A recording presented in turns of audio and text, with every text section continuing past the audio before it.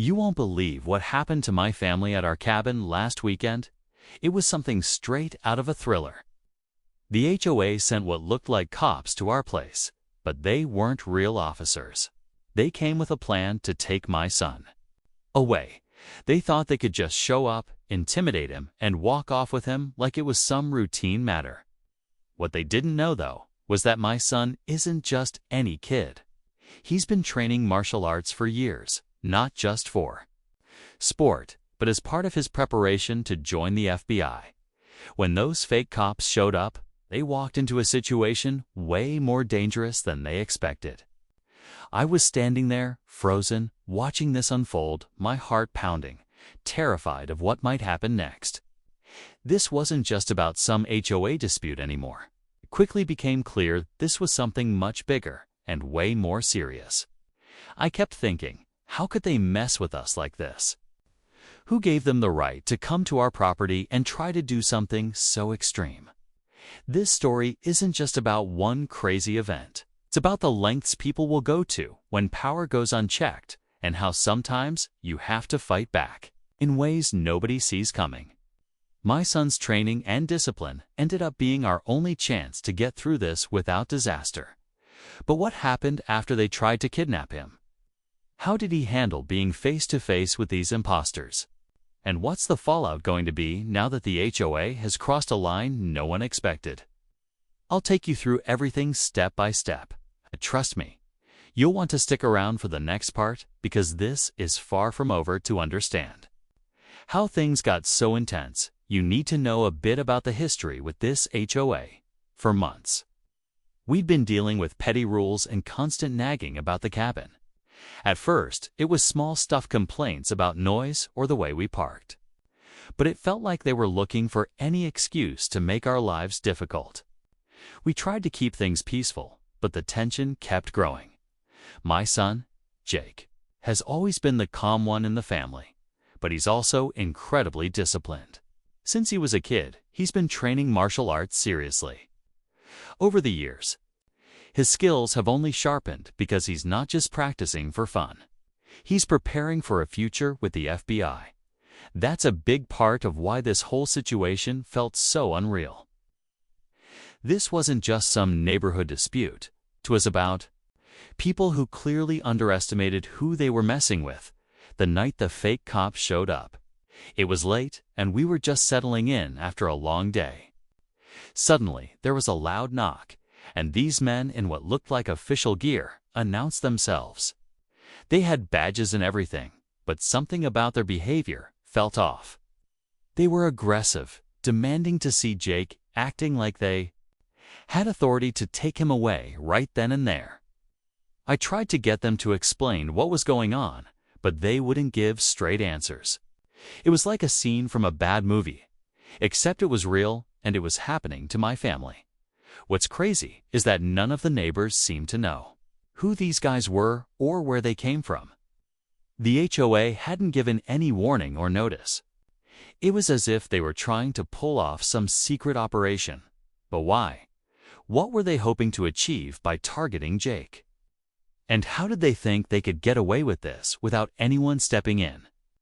I still can't wrap my head around it. We were scared, confused, and on edge. And even now, after everything that's happened, the questions just keep piling up.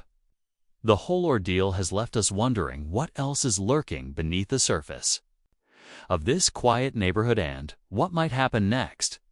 After that night, things only got more complicated. We reached out to the HOA to demand answers, but their responses were vague and defensive, almost like they were hiding something. Meanwhile, Jake was shaken but determined not to let this break him.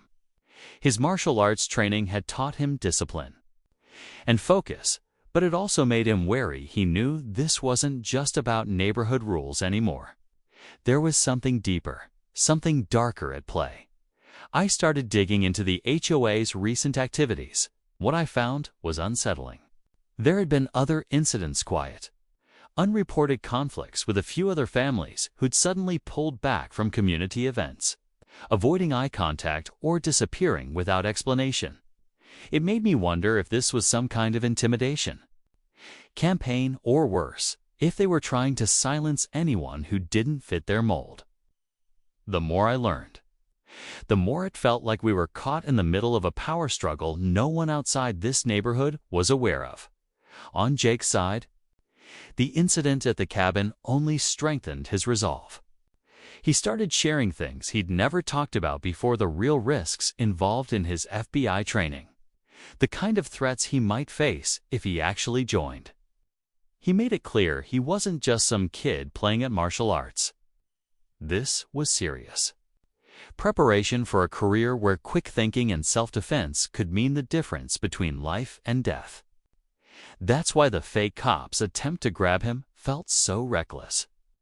They didn't realize they were dealing with someone who knew how to handle pressure and fight back when cornered. But what really puzzled us was why the HOA would go to such lengths without involving real law enforcement. Who were these imposters? Were they connected to the HOA, or was someone else pulling the strings behind the scenes? And what was their ultimate goal? Every question seemed to lead to more questions. We were left on edge, waiting for the next move, unsure if it would be something we could handle or something that might push us into real danger. This conflict was far from over.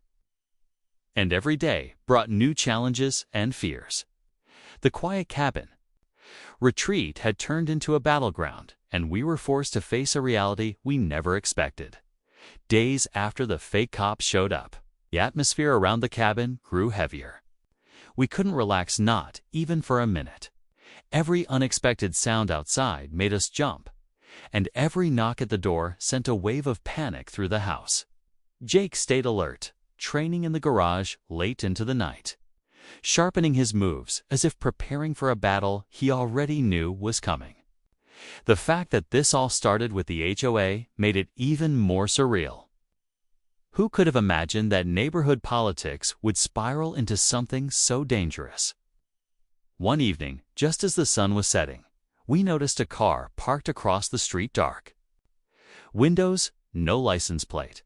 It stayed there for hours, silent and watching.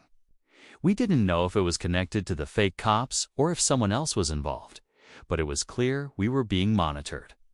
It felt like the walls were closing in. Even the neighbors, usually friendly and quiet, seemed to avoid us now, eyes darting away whenever we tried to talk. Was everyone else too scared to get involved? Or were some of them part of this mystery? Jake started getting messages on his phone, cryptic warnings and threats, telling him to back off and drop everything. The person behind them was careful, never revealing their identity, but it was enough to remind us how serious this had become. It wasn't just about some HOA rules anymore. It was personal. They wanted him gone, and they were willing to push this as far as it took. As tensions rose, the family meetings grew longer and more urgent. We debated calling the police, but after what happened with the fake cops, we weren't sure who to trust. Jake's training kicked in. We talked about plans, what to do if they came back, how to protect ourselves without risking more trouble. The fear was real, but so was the determination. We weren't about to let anyone intimidate us or take Jake without a fight. And then, just when we thought we might get a moment of calm, the night the real showdown began arrived. The doorbell rang. It wasn't like before this time. The energy was different. The kind that tells you something big is about to happen. We stood frozen, waiting for the next move, knowing everything was about to change, but not knowing if we were ready for what was coming. The doorbell kept ringing, urgent, insistent, and I knew we couldn't ignore it any longer. Jake and I exchanged a look, both of us tense, waiting for what might come next. When I finally opened the door, I was shocked to see a familiar face standing there. It wasn't one of the fake cops or anyone from the HOA. It was someone completely unexpected, an old friend of Jake's from his martial arts training. Someone we hadn't seen in months. But the surprise didn't end there. Before we could ask why he was here, he pulled me aside and whispered something that made my blood run cold. He warned us that the fake cops weren't acting alone. There was a bigger force behind this, a group with deeper ties to the neighborhood, and the local power structure people who wanted Jake gone for reasons none of us fully understood yet. This wasn't just about the HOA anymore. It was something much darker, and it was far from over. Suddenly, everything shifted. The quiet cabin that was supposed to be our safe haven was now at the center of a growing storm. We realized we were dealing with more than just fake law enforcement or neighborhood disputes. There were people watching, waiting, and ready to move at any sign of weakness. The stakes were higher than we'd ever imagined. Jake's friend explained that the threats weren't random. Someone was trying to stop Jake from finishing his FBI training. Someone who knew about his skills and saw him as a threat. This revelation threw us all into a new kind of fear. Who would go this far? And why was Jake so important that they'd risk everything just to silence him? As the night wore on, our sense of safety crumbled.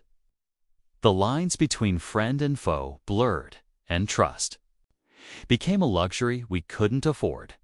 We braced ourselves, knowing